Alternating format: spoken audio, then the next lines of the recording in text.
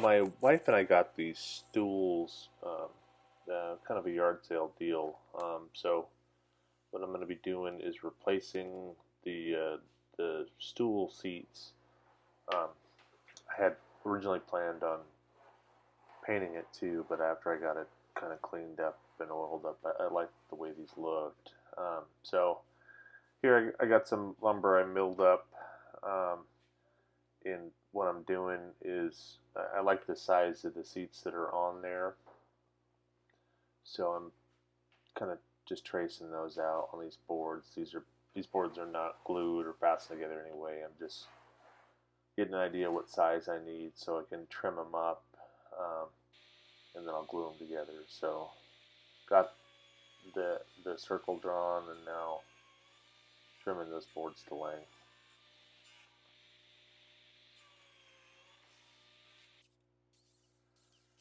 And then next thing is gluing the boards together. So I got a biscuit joiner here. Plate joiner is another name for that tool. Um, just to help with the alignment during the glue up. Um, so get that lined up, and then I'm gonna glue them. I like to put some tape on my clamps before I do a glue up. So yeah, because there's gonna be squeeze out, glue squeeze out, and easier just to get it off the clamps by pulling the tape off and try to scrape glue off, and then you're just doing the glue up.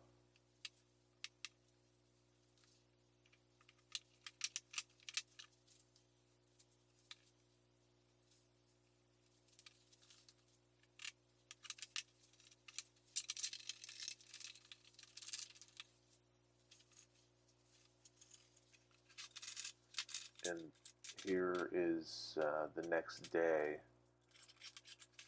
and I think the circle for the seats, like 14 inches. And my planer can only plane about 12 inches, and so they're not totally parallel plane. You know, which one? The glue up wasn't perfect. I guess what I'm saying here. So, and these boards won't fit in my planer now, so that's why I'm using the hand plane. Um, get those flat and even with one another. And then now I'm taking apart the stool.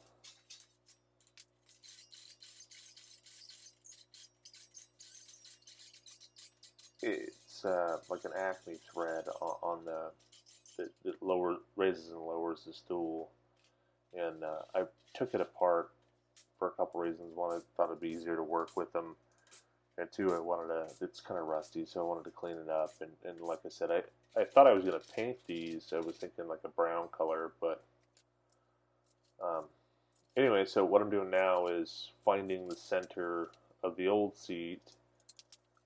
That way, I can line that up with the new wood and drill a hole in the center of it for use with my um, circle cutting jig. This circle cutting jig is is an idea that I got from New Yankee Workshop. I used to be a big fan of that show, um, and this was one of Norm Abrams' jigs. I didn't use the plans or anything, but uh, that's where this idea came from. So add this jig to my bandsaw, and then what I'll do is that just slides, and then it pivots over. I got a quarter 20 bolt, so I got a quarter-inch hole, kind of halfway through in the bottom there, and works pretty good. Gives me a pretty good circle. Um, I've used circle cutting jigs with routers, and I've also used them on a table saw. And I think this, at least for me, I think I like cutting circles best this way.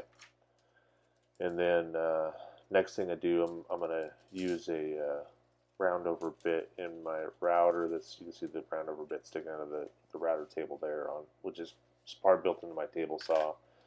And then I use my table saw fence with this kind of contraption here. The reason I like this is because I got dust collection built into this, and then there's dust collection under. I think it's actually easier to use a router handheld than I do this way, but yeah, because this takes a lot of setup. But there's just no mess the way that I have this, which is why I did it this way. And it turned out pretty good. And then the next thing to do is sand them down, and it took a bunch of sanding. I think the blades on my joiner and planer both are getting kind of dull, and so I got more tear out than normal, and so just sanding and sanding here.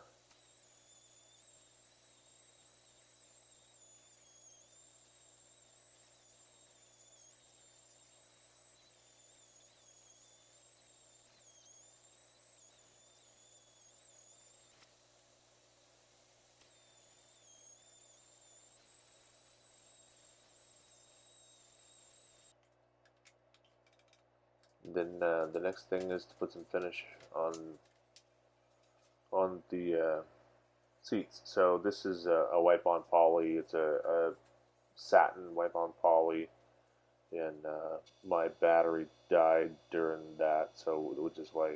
But anyway, just same both sides, same thing. Just a pretty thick coat of wipe-on poly, and then on the top here, I'm putting some furniture wax, paste wax, and so I put that on with this steel wool, like a double aught steel wool, and then wait for a couple minutes for it to dry a little bit, and then buff it out with that was just a t-shirt.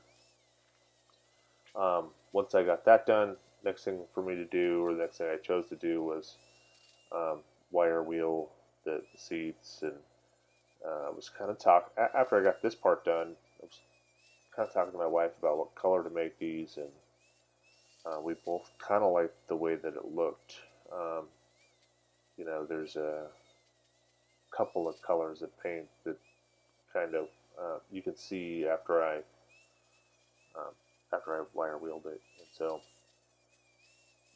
that's what this is. Wire wheel those Acme screws.